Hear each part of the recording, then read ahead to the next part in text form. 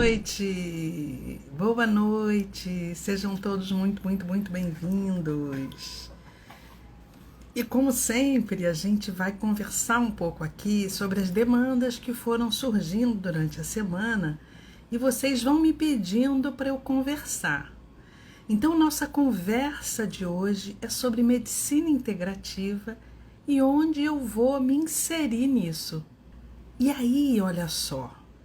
Vale a pena a gente conversar e vocês trocarem com os amigos e compartilharem para explicar um pouco de que campo é esse e do que a gente está falando.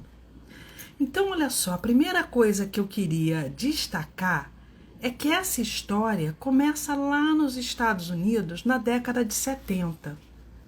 Então, vejam, a medicina integrativa não é tão recente assim. Ela começa na década de 70.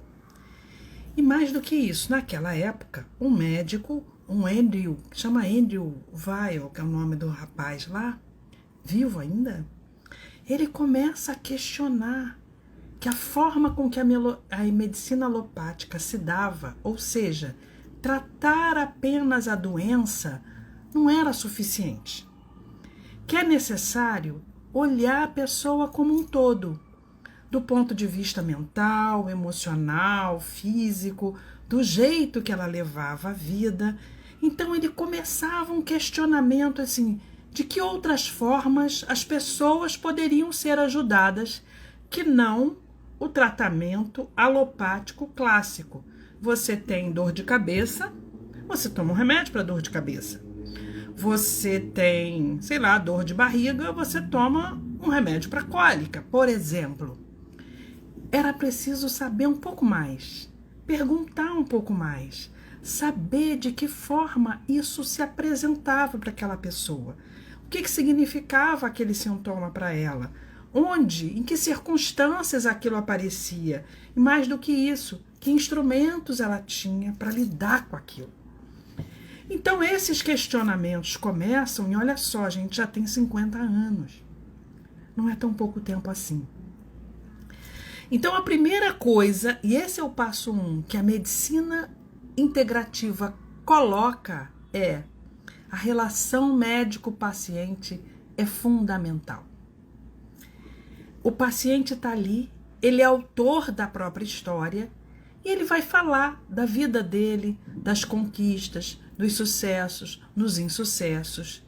E mais do que isso, de como ele lida com essas coisas. Qual é o seu temperamento predominante? Em que situações ele perde o humor? E na hora que o paciente vai contando essa história e ele vai se escutando, ele também percebe ao longo da história o que se repete. Qual é o padrão dele que predomina?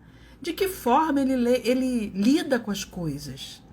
Então veja, nessa relação de troca entre o paciente e o médico, estabelece uma linha de confiança, onde o médico passa, assim, a ocupar o lugar de apoio também para aquele paciente. Não só a pessoa que vai tratar do sintoma que ele traz, mas também vai apoiá-lo a se perceber melhor, a olhar melhor para as coisas dele e para a forma que as coisas aparecem.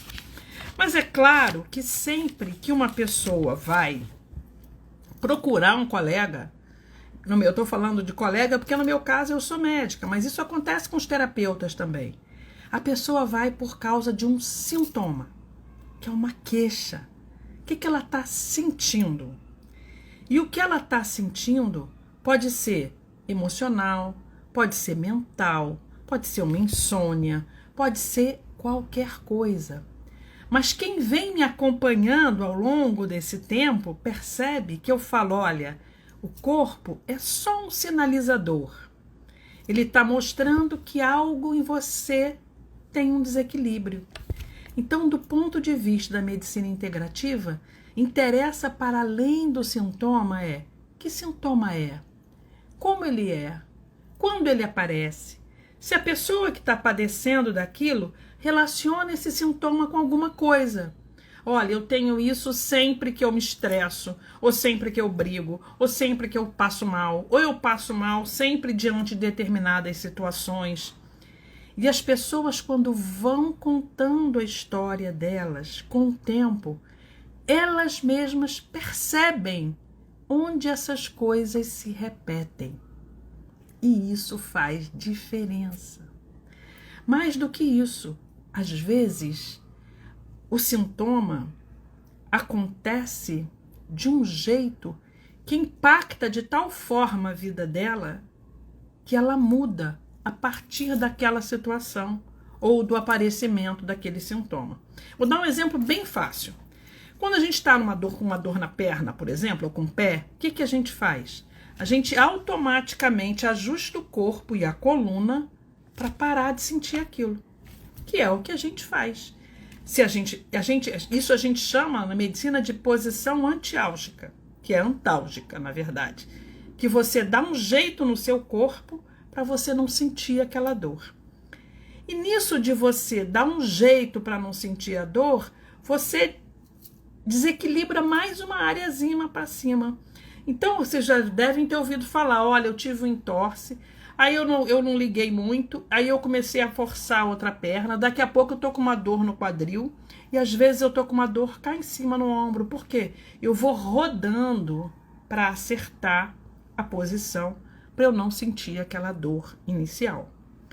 Eu dei esse exemplo com dor, porque a mesma coisa acontece no plano emocional.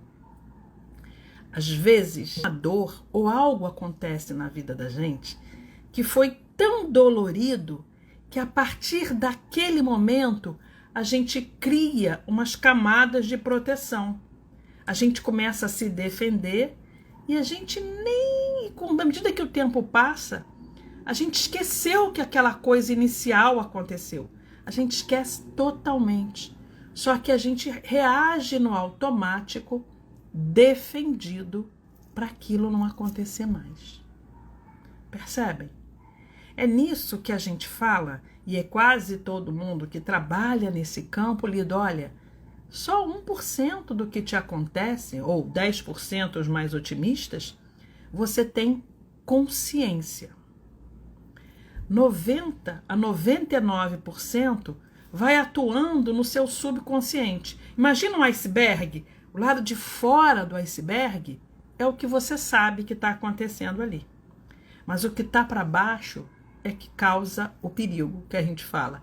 É o que traz, é o que atrai as coisas. E é assim que as coisas funcionam. Você, enquanto um corpo energético, você atrai situações de acordo com esse campo inteiro. E não só com o que você tem consciência. E é por isso que faz diferença você liberar padrão emocional. Por exemplo, liberar as bagagens, fazer terapia para alguns, tomar floral para outros, reiki, acupuntura, homeopatia, enfim, práticas que permitam que essa cebola descasque e você seja mais você mesmo e você possa se expressar cada vez melhor para atrair o melhor na sua vida. Só que, se ele está conversando, e essa conversa vem há alguns anos já, e já são 50 nessa caixa da integrativa, mas são 5.000 na acupuntura, ou Hahnemann é de 1800 e tal, que já são séculos, que também tinha essa perspectiva de olhar o mental, o emocional, o físico, o espiritual, o que a gente começa a conceber? Que a alopatia isoladamente, classicamente dessa ciência moderna, e aí eu vou abrir um parêntese aqui, gente, olha só, para quem não me conhece ainda, eu sou uma pessoa que fui nefrologista inicialmente, trabalhava com terapia intensiva, tenho mestrado e doutorado, ou seja, minha carreira clássica acadêmica, ela foi. Paralelamente, ou junto, eu fui desenvolvendo outras técnicas. Por quê? Porque eu também fazia parte do grupo que achava que não bastava você abolir o sintoma. Você tinha que dar àquela pessoa consciência, possibilidade dela se responsabilizar pelo próprio caminho e pelas escolhas que ela estava fazendo. E quanto mais consciente ela tivesse, melhor ela se colocaria na vida. Então percebam, é o terceiro pilar da medicina integrativa. Percebam, o primeiro é uma relação médico-paciente diferenciada. O segundo é a investigação do sintoma. Ou seja, se você não é médico e a pessoa chega com quadro de dor abdominal, que você, mesmo que seja de origem emocional, mas você não tem instrumento para investigar aquilo, seu colega associado vai ser um médico para investigar aquela dor. Tem procedimentos, vamos falar, por exemplo, de um cálculo de vesícula, que a gente sabe que até hoje é uma cirurgia prioritariamente eletiva, e se tiver indicação, você precisa operar. Não vai ter, se tiver indicação, tá, gente? Não vai ter questão emocional que resolva a vesícula. Você vai precisar retirar a vesícula, na dependência do quadro que você tenha. Então, veja, o sintoma é um sinalizador do que acontece? Sim. Mas algumas vezes ele precisa de uma abordagem específica, especialmente se for um sintoma orgânico ou uma doença já instalada. Hoje é comum a gente falar, né, que o estresse agravou, que essa pessoa é muito nervosa e isso está causando a hipertensão arterial, e que há 100 anos atrás não era assim. Há 50 anos atrás, isso era pouquíssimo aceito. Hoje a gente sabe que a bagagem emocional que a gente traz faz toda a diferença na evolução da doença. E se a gente pudesse liberar essa bagagem, seria muito mais fácil para a gente se apropriar da gente mesmo e seguir nosso caminho. Então percebam que quando eu estou falando do terceiro ponto, eu estou falando de uma atuação em rede, de uma abordagem multiprofissional ou de práticas que se somem. Por quê? Porque o centro no tratamento é a pessoa.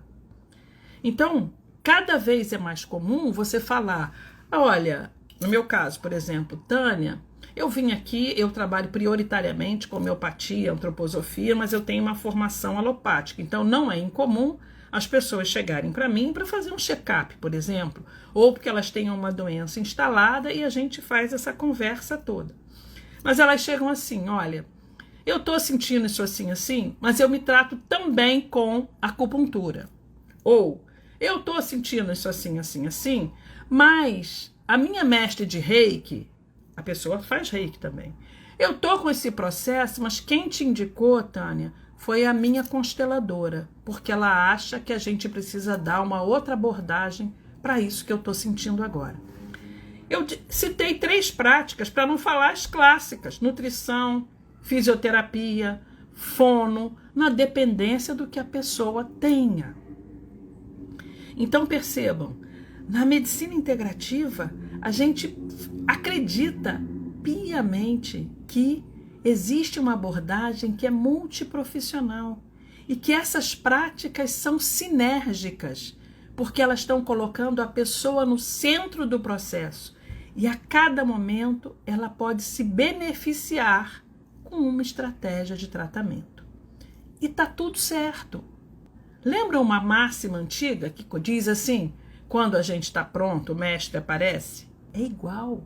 Na hora que acontece a coisa e a gente tem ouvidos para ouvir, vai aparecer a técnica, a abordagem, o jeito de olhar melhor para isso. Então, a gente falou do terceiro ponto, que é uma abordagem sinérgica entre diferentes terapêuticas que tenham como ponto central a pessoa. Ela é a protagonista do processo dela. Ela é a responsável pelo processo dela. E ela pode se beneficiar de várias maneiras para ela se conscientizar daquilo e fazer escolhas melhores para a saúde, para o bem-estar dela.